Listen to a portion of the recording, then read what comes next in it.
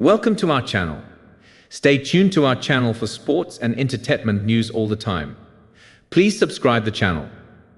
Why did the Warriors trade for Jimmy Butler? Explaining Stephen Curry, Steve Kerr's concerns with former Heat star. The Warriors were desperate to make a splash, any splash, to bolster their roster at the trade deadline. On Wednesday, they did just that, striking a deal with the Heat to land one-way wing Jimmy Butler. The trade, which saw Golden State part ways with Andrew Wiggins, Dennis Schroeder, Kyle Anderson, and a protected 2025 first-round pick, was of little surprise to those keeping tabs on the Warriors' pre-deadline sentiments. ESPN's Shams Charania reported that Golden State made calls for any and every call in the lead-up to the deadline, hoping to find someone to share the scoring load with Stephen Curry. Butler was the name it landed on. The Warriors wasted little time tying their future to the six-time All-Star and five-time All-NBA selection, agreeing terms to a two-year, $121 million contract extension with Butler. How did Butler end up in the Bay Area? The Sporting News gives you the rundown on why Golden State felt so compelled to make a move for mercurial 35-year-old. Why did the Warriors trade for Jimmy Butler? The Warriors' decision to acquire Butler's services largely revolves around two factors. For one, he delivers a much-needed injection of scoring prowess to Golden State.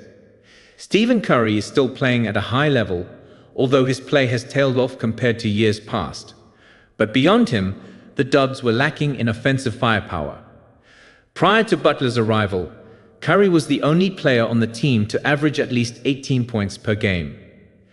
Butler, for all of his rumored foibles, can still impose his will on opposition defenses. Across 25 games, Butler posted averages of 17 points, 5.2 rebounds, and 4.8 assists in just 30.6 minutes of game action.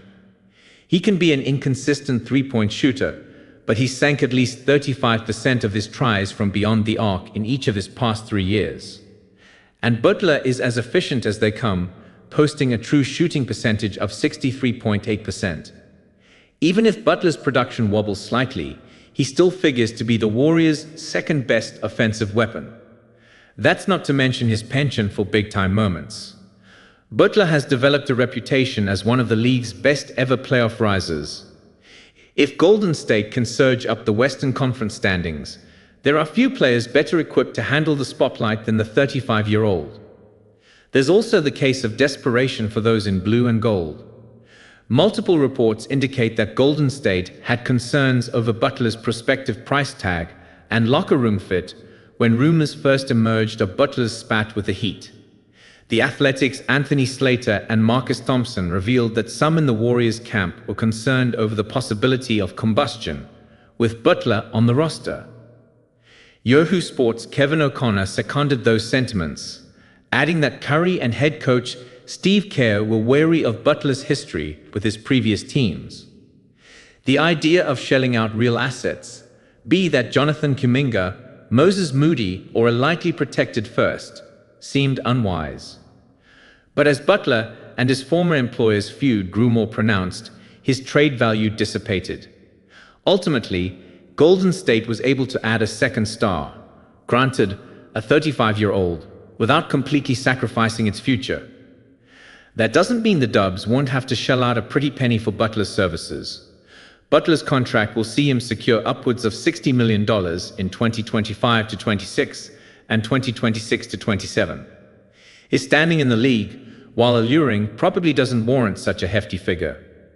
Nevertheless, that's the cost of doing business in today's NBA. Golden State will hope Butler can produce on the floor and keep his head down off of it.